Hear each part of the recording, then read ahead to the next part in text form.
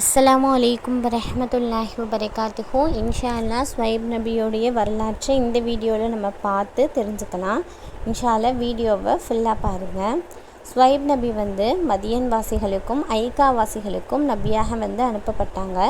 முதல்ல இந்த மதியன் வாசிகளை பற்றி நம்ம தெரிஞ்சுக்குவோம். இந்த மதியன் வாசிகள் சிலைகளை வணங்கக்கூடியவங்களாக இருந்தாங்க. அது மட்டும் இல்லாமல் அளவு நிறுவைகளில் மோசடி செய்யக்கூடியவங்களாக இருந்தாங்க. தங்கள் செய்கிற வியாபாரத்தில் அவங்க அதிகமாக மோசடிகளில் ஈடுபடக்கூடியவங்களாக இருந்தாங்க. செல்வந்தர்கள் மோசடி செஞ்சு அதிகமாக நம்ம செல்வத்தை சேர்த்து இன்னும் அதிகமாக செல்வந்தர்களாக ஆகணும் அப்படின்னு விருப்பப்படக்கூடியவங்களாக இருந்தாங்க. இந்த நிலையை ஸ்வைப் நபி பார்க்குறாங்க. பார்த்துட்டு அவங்களுக்கு எச்சரிக்கை செய்கிறாங்க. அல்லாஹ் ஒருவன் தான், அவனை தான் நீங்கள் வணங்கணும், அவனுக்கு எந்த ஒரு பொருளையும் நீங்கள் இணை வைக்கக்கூடாது அப்படின்ற விஷயத்த சொல்கிறாங்க. அது மட்டும் இல்லை, அளவு நிறுவைகளில் நீங்கள் மோசடி செய்யாதீங்க, உங்களுடைய வியாபாரத்தை நீங்கள் நேர்மையான முறையில் மேற்கொள்ளக்கூடியவங்களாக இருங்க, சரியான அளவை அளந்து கொடுக்கக்கூடியவங்களாக இருங்க அப்படின்னு அவங்களுக்கு ஸ்வைப் நபி எடுத்துரைத்தாங்க. ஆனால் அந்த மதியன் வாசிகள் அதை காதிலேயே கேட்டுக்கலை. எல்லா நபிமார்களை போலையும் தான் ஸ்வைப் நபியும் அவங்க எவ்வளவு நிராகரித்தாலும் தன்னுடைய இறைப்பணியை தொடர்ந்து செஞ்சு வந்தாங்க. இப்படி அவங்க தொடர்ந்து இறைப்பணியை தொடரும் பொழுது என்ன ஆகுதுன்னா, சிறு கூட்டத்தினர், அதாவது கொஞ்சம் மக்கள் என்ன பண்ணுறாங்க, ஸ்வைப் நபியுடைய உரையை கேட்டு அவங்க அல்லாஹ் மேலே ஈமான் கொள்கிறாங்க. சிலை வணக்கத்திலிருந்து அவங்கள தடுத்து கொள்கிறாங்க. அது மட்டும் இல்லை, அளவு நிறுவைகளில் மோசடி செய்கிறத விட்டும் அவங்க தவிர்த்து கொள்கிறாங்க. அதாவது சரியான அளவை அளந்து கொடுக்குறாங்க. இதெல்லாம் பார்க்குற அந்த மதியன் வாசிகளில் உள்ள தலைவர்கள்லாம் என்ன பண்ணுறாங்க, அந்த மக்களை பயமுறுத்துகிறாங்க. என்னென்னா, நீங்கள் ஸ்வைபுடைய பேச்சை கேட்டு அவங்க கூட நீங்கள் போகக்கூடாது, போனீங்கன்னா நாங்கள் உங்களை கொலை பண்ணிடுவோம் அப்படின்ற மாதிரிலாம் அவங்கள பயமுறுத்துகிறாங்க. இந்த மாதிரி தொடர்ந்து அவங்க தங்கள் கூட்டத்திலேருந்து யாருமே ஸ்வைபை பின்பற்றிடக்கூடாது அப்படின்னும் மக்களை அச்சமூட்டுறவங்களாக இருந்தாங்க. தங்களுடைய வியாபாரத்தில் தொடர்ந்து மோசடி செஞ்சு பணம் சேர்க்கக்கூடியவங்களாகவும் இருந்தாங்க. உடனே இதை பார்த்த ஸ்வைப் நபி மதியன் வாசிகளுக்கு சொல்கிறாங்க, நீங்கள் ஏன் மேலே உள்ள வெறுப்பில் இந்த மாதிரியெல்லாம் செய்யாதீங்க. இப்படி நீங்கள் செஞ்சீங்கன்னா அல்லாஹுடைய தண்டனை உங்கள் மேலே இறங்கிரும். நீங்கள் இதுக்கு முன்னாடி அல்லாஹாலா நூஹ் நபியுடைய சமுதாயத்துக்கு எப்படி தண்டனை தந்தான்னு நீங்கள் பார்க்கலையா? நீங்கள் ஹூதுடைய சமுதாயத்திற்கு அல்லாஹாலா எப்படி தண்டனை தந்தான்னு நீங்கள் பார்க்கலையா? சாலிஹுடைய சமுதாயத்திற்கு அல்லாஹாலா எப்படி தண்டனையை கொடுத்தான்னு நீங்கள் பார்க்கலையா? அது மட்டும் இல்லை, லூத்துடைய சமுதாயமும் உங்களுக்கு தொலைவில் இல்லை. இதெல்லாம் நீங்கள் பார்க்கலையா? பார்த்தும் ஏன் படிப்பினை பெற மாட்டீங்க அப்படின்னு சொல்லி ஸ்வைப் நபி அந்த மக்களுக்கு அறிவுரை சொல்கிறாங்க. ஆனால் அந்த மக்கள் அதை காதில் வாங்கி கொள்ளலை. இப்போது அல்லாஹாலா அந்த மக்களுக்கு தண்டனை கொடுக்க நாடுறான். என்ன ஆகுதுன்னா, ஒரு நாள் ஒரு பெரிய நிலநடுக்கம் வந்து அவர்களுடைய அந்த மதியன்வாசிகளுடைய வீடுகள் எல்லாமே இடிந்து விழுது, தெருக்கள் எல்லாமே பாழாக்கப்படுது. அந்த மக்கள்லாம் அவர்களுடைய வீடுகள்லையும் தெருக்கள்லையும் முகம் குப்பர விழுந்து இறந்து கிடந்தாங்க. அந்த நிலையை பற்றி அல்லாஹ் குர்ஆனில் எப்படி சொல்கிறான்னா, அந்த ஊரில் அதுக்கு முன்னாடி அவர்கள் வாழாதவர்கள் போல, அதாவது அப்படி ஒரு தரமட்டமாக அல்லாஹாலா ஆக்கிட்டானா.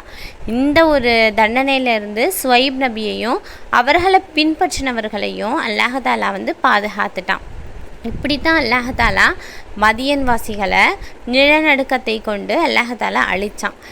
அடுத்து என்ன பண்ணுறாங்க ஸ்வைப் நபினா, தங்களை பின்பற்றினாங்கள்ல அவங்கள கூட்டிகிட்டு மதியன் அந்த இடத்துக்கு பக்கத்தில் உள்ள ஒரு இடத்துக்கு போகிறாங்க. அந்த இடத்துக்கு பேர் என்னென்னா, அந்த இடத்துல வசிக்கக்கூடிய மக்களை ஐக்காவாசிகள் அப்படின்னு சொல்கிறாங்க. அந்த இடம் எப்படியாப்பட்டதுன்னா, அதிக மரங்கள் நிறைந்த இடமாக இருக்குது, ஒரு காட்டுப்பகுதி மாதிரி இருக்குது.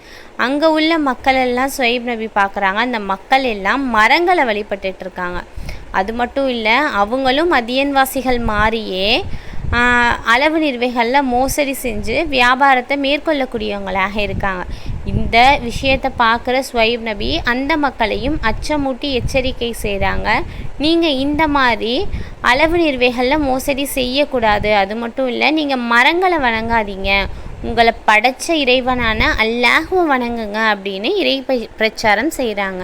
மதியன்வாசிகளுக்கு நடந்த அந்த ஒரு நிலையை அறிந்திருந்துமே கூட இந்த ஐக்காவாசிகள் அந்த பூகம்பம் இயற்கையால் வரப்பட்டது தான், அது ஒன்றும் அல்லாஹுடைய தண்டனை இல்லை அப்படின்னு நம்பக்கூடியவங்களாக இருந்தாங்க. இந்த சமயத்தில் தான் அவங்க நபியுடைய எந்த ஒரு பேச்சையுமே அவங்க செவியேற்கலை. இந்த மாதிரி ஒரு நிலையில் அல்லாஹாலா அவர்களுக்கு தண்டனையை இறக்குனான். அல்லாஹாலா அவர்களுக்கு இறக்குன வேதனையை கேட்டிங்கன்னா ரொம்பவும் பயங்கரமான ஒரு வேதனையை தான் அல்லாஹாலா இந்த மக்களுக்கு கொடுத்தான். அவர்கள் 7 நாட்கள் கடும் வெப்பத்தால் தாக்கப்பட்டாங்க. அவர்கள் அதிகமான மரங்கள் இருக்கக்கூடிய பகுதியில் வசித்தாலும் கூட அந்த மரங்களுடைய நிழல்கள் அவங்களுக்கு எந்த பயனுமே அளிக்கலை. அப்படியாப்பட்ட ஒரு வெப்பத்தை அல்லாஹாலா அந்த மக்களுக்கு கொடுத்தான். அந்த வெப்பம் 7 நாட்கள் தொடர்ந்து இருந்தது. அவர்களுடைய நீர்நிலைகள் எல்லாமே வற்றி போயிடுச்சு. எங்கேயுமே தண்ணீர் இல்லை. அந்த மக்கள் குளிர்ச்சியை தேடி அலைய ஆரம்பிச்சிட்டாங்க. எங்கே நமக்கு நிழல் கிடைக்கும் அப்படின்ற மாதிரி அந்த மக்கள் அலைஞ்சு திரிய ஆரம்பிச்சிட்டாங்க. இப்போ 8வது நாள் என்ன பார்க்குறாங்க, அவங்க வானத்தில் ஒரு பெரிய கரும் மேகம் சூழ்ந்து இருக்கிறத பார்க்குறாங்க. பார்த்துட்டு இந்த கருமேகம் நமக்கு மழையை தரப்போகுது, நம்மளுடைய இந்த வெப்பம் நீங்க போகுது அப்படின்னு ஒரு நிம்மதியோடு அவங்க எல்லாரும் ஒன்று திரண்டு மக்கள் எல்லாமே அந்த மேகத்தின் கீழே நிற்கிறாங்க.